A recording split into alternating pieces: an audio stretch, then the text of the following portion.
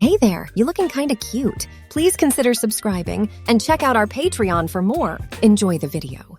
The festive lights twinkled through the frosted windows of the Golden Dragon buffet, casting a warm glow on the nearly empty parking lot. Inside, amid the clink of utensils and the soft hum of holiday music, Marcy sat alone at a corner table, her plate piled high with an assortment of dishes. She took a bite of sweet and sour chicken, savoring the tangy flavor as her eyes drifted to the small stack of birthday cards propped up against the salt shaker. There were only 3, one from her elderly neighbor, another from her therapist, and the last, well, that one she'd rather forget.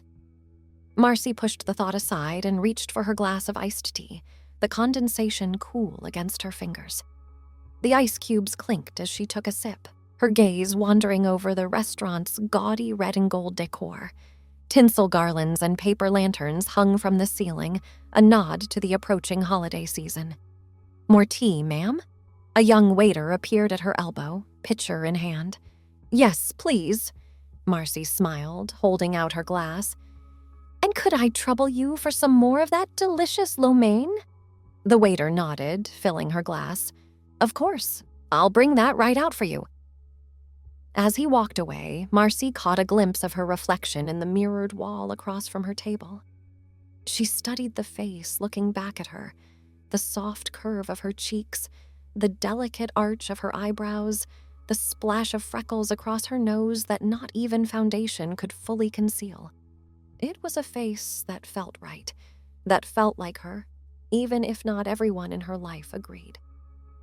Her fingers brushed against the envelope from her son, its edges worn from her indecision about whether to open it. Taking a deep breath, she slid it towards her and carefully tore it open. The card inside was generic, a bland, happy birthday, in gold script on a white background. But it was the handwritten message that made Marcy's heart clench. "Dad, I can't keep pretending this is okay. You're my father, not some woman named Marcy. I won't be part of this delusion anymore. Don't contact me again until you've come to your senses." "Jason." Marcy's vision blurred as she stared at the words, each one a dagger to her heart. She blinked rapidly, willing the tears not to fall. Not here, not now. This was supposed to be a celebration, damn it. "Here's your lo mein, ma'am. Can I get you anything else?" Startled, Marcy looked up to see the waiter standing there, a steaming plate in his hands. She quickly slid the card under her napkin. "No, thank you. This is perfect." She managed a smile, hoping he couldn't see the pain in her eyes. As the waiter walked away, Marcy pushed the lo mein around her plate, her appetite suddenly gone. She thought back to last year's birthday, before her transition had begun in earnest. Jason had taken her out to dinner, laughing and joking as they shared a bottle of wine.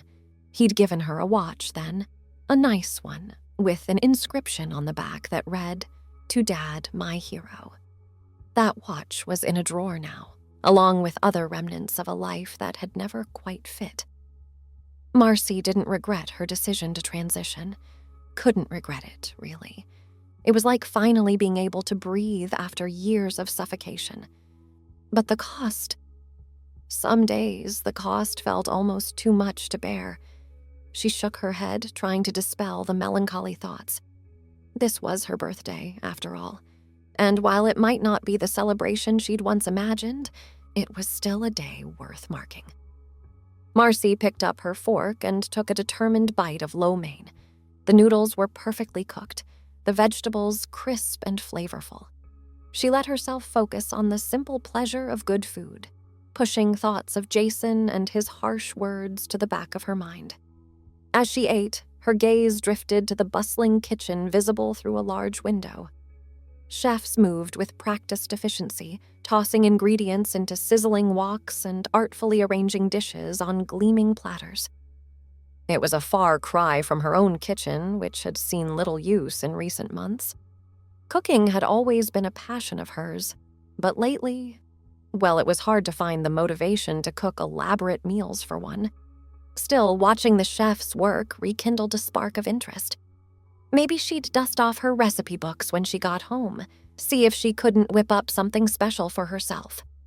"Excuse me," Marcy called out as her waiter passed by. "Could I get a to-go box? I'd like to take some of this home with me." The waiter nodded. "Of course. I'll bring one right out." As she waited, Marcy's thoughts turned to the upcoming holiday season. In years past, this time had been a whirlwind of activity.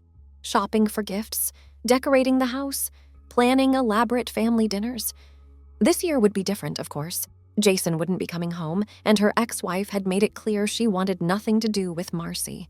But different didn't have to mean worse, she reminded herself. She could still decorate her apartment, maybe invite a few friends over for a small gathering. And there was always the community center's LGBTQ+ holiday party to look forward to. The waiter returned with a stack of to-go containers, pulling Marcy from her reverie. "Here you are, ma'am. Will there be anything else?" Marcy smiled. "No, thank you. Just the check when you have a moment."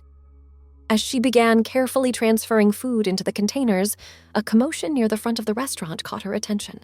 A boisterous group had just entered, laughing and talking animatedly. Among them was a tall woman with close-cropped silver hair, her arm linked with that of a younger woman. Marcy recognized her immediately. It was Dr. Eleanor Rossi, her endocrinologist, the woman who had guided her through the early stages of her transition with patience and understanding. For a moment, Marcy debated whether to say hello. She didn't want to intrude on what was clearly a personal outing, but as she watched, Dr. Rossi happened to glance in her direction. Their eyes met, and the doctor's face lit up with recognition. "Marcy," Dr. Rossi called out, waving. "What a lovely surprise." Marcy felt a warmth spread through her chest as Dr. Rossi made her way over, the rest of her party settling into a large booth nearby. "Dr. Rossi, it's wonderful to see you," Marcy said, standing to greet her. "Please call me Eleanor. We're not in the office now." The doctor's eyes crinkled as she smiled. "And who are we celebrating with all this food?" Marcy felt a flush creep up her neck. "Oh, it's my birthday, actually." Eleanor's eyebrows shot up. "Your birthday? Well, we can't have you celebrating alone. Why don't you join us? We're having a little pre-holiday get-together, but there's always room for one more." Marcy hesitated, glancing at the group in the booth. "Oh, I wouldn't want to impose." "Nonsense!" Eleanor waved away her concern. "Half of them are former patients of mine anyway. You'll fit right in. Come on, what do you say?" The warmth of Eleanor's invitation was a balm to Marcy's bruised spirit. She looked down at her half-packed leftovers, then back at the doctor's expectant face. "Well, if you're sure it's no trouble." "Not at all. Grab your things and come join us. We'll get you a proper birthday drink." As Marcy gathered her cards and purse, she felt a lightness she hadn't experienced in weeks. The sting of Jason's words was still there, a dull ache in her chest, but it was overshadowed by the simple joy of human connection. She followed Eleanor to the large booth where introductions were made amidst a flurry of friendly greetings. The younger woman Eleanor had been arm in arm with turned out to be her wife, Sarah, who insisted on ordering a round of Mai Tais for everyone in honor of Marcy's birthday. As the conversation flowed around her, punctuated by laughter and the clinking of glasses, Marcy felt herself slowly relaxing. These people didn't see her as an oddity or a delusion. They saw her simply as she was, Marcy, a woman celebrating her birthday. "So, Marcy," said a vivacious redhead named Tessa, leaning across the table, "tell us how you're planning to spend the holidays. Any big plans?" Marcy took a sip of her Mai Tai, the fruity sweetness dancing on her tongue. "Oh, nothing too exciting. I'll probably just decorate my apartment a bit, maybe do some baking." "You should come to the Trans Joy Project's holiday party," piped up a young man with vibrant blue hair. "It's always a blast. Great food, awesome music, and the most accepting crowd you'll ever meet." "That sounds wonderful," Marcy said, a genuine smile spreading across her face. "I'd love to." As the night wore on, Marcy found herself swept up in the warmth and camaraderie of the group. They shared stories of their own transitions, swapped tips on makeup and fashion, and commiserated over the challenges of navigating a world that wasn't always accepting. By the time the restaurant staff began politely hinting that it was closing time, Marcy's cheeks hurt from smiling so much.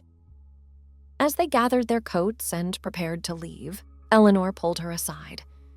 "Marcy, I hope you know how proud I am of you," she said, her voice low and earnest. "Transition isn't easy, and I know you've faced more than your fair share of obstacles. But you're living your truth, and that's something to celebrate." Tears pricked at Marcy's eyes, but for once, they weren't tears of sadness. "Thank you, Eleanor, for everything." As they stepped out into the chilly night air, Marcy felt a sense of peace settle over her. The parking lot was no longer empty. It was filled with the cars of her newfound friends, their laughter echoing in the darkness. Tessa caught up with her as she reached her car. "Hey, give me your number. We should get coffee sometime. Maybe do some holiday shopping together?" Marcy smiled as she entered her contact information into Tessa's phone. "I'd like that very much." As she drove home, the city streets aglow with holiday lights, Marcy reflected on the unexpected turn her birthday had taken. She'd gone to the buffet feeling alone and dejected, weighed down by Jason's rejection. But she was leaving with a heart full of hope and a phone full of new contacts.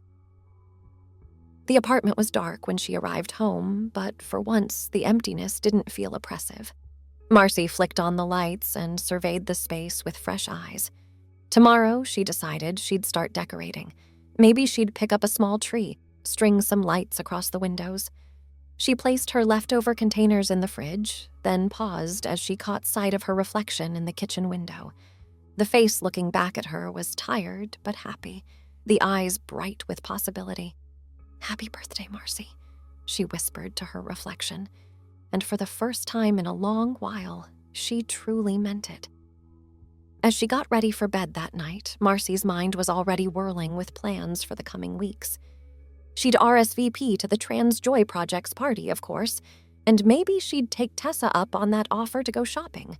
Her winter wardrobe could use a refresh. The thought of braving the holiday crowds, which would have seemed daunting just hours ago, now filled her with a quiet excitement. She imagined strolling through decorated malls, sipping peppermint mochas and picking out gifts for her new friends. Maybe she'd even find the perfect outfit for the holiday party. Marcy slipped under the covers, the warmth of the blankets a comforting cocoon. As she drifted off to sleep, her last thoughts were not of Jason's harsh words or the challenges she still faced. Instead, she dreamed of twinkling lights, the sound of carols, and the warmth of newfound friendship. The next morning dawned bright and clear, a crisp December day full of promise. Marcy woke early, feeling more energized than she had in weeks. She padded to the kitchen, humming a Christmas tune under her breath as she started a pot of coffee. While the coffee brewed, she rummaged through her closet, pulling out boxes of decorations she'd tucked away months ago. Some were remnants of her old life, ornaments Jason had made in elementary school, stockings embroidered with her dead name. Those, she set aside gently. They were part of her history, but they didn't define her present.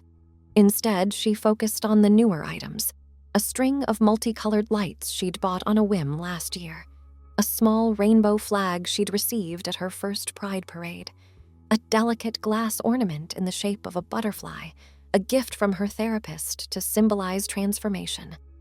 As she began to transform her living room, draping garlands over picture frames and arranging candles on the mantel, Marcy's phone buzzed with a text. It was Tessa, following up on their plans to go shopping. "How about this Saturday? There's a great little boutique I want to show you. They have the cutest sweater dresses." Marcy smiled as she typed her reply. "Sounds perfect. Looking forward to it." She set her phone down and stood back to survey her handiwork. The apartment was starting to look festive, but something was missing. A tree, she decided. Not a big one. She didn't have the space for that, but a small tabletop tree would be perfect. Energized by her decorating progress and the prospect of weekend plans, Marcy decided to treat herself to breakfast out. There was a cozy little cafe just down the street that she'd been meaning to try. As she walked, bundled up against the December chill, Marcy found herself noticing details she'd overlooked before. The way the morning sunlight glinted off icicles hanging from eaves, the cheerful red berries on a holly bush peeking out from beneath a dusting of snow, the sound of distant church bells, their peals carrying on the crisp air. The cafe was warm and inviting, filled with the rich aroma of coffee and freshly baked pastries. Marcy ordered a latte and a cranberry orange scone, then found a small table near the window. As she sipped her coffee, watching the world go by outside, her gaze fell on a flyer taped to the window. "Holiday helpers needed," it read. "Volunteer to bring joy to seniors this season." Marcy leaned closer, intrigued. The flyer was for a local senior center, seeking volunteers to help with holiday activities. They needed people to assist with crafts, serve refreshments at parties, and even play Santa for the residents. Without hesitation, Marcy snapped a picture of the flyer with her phone.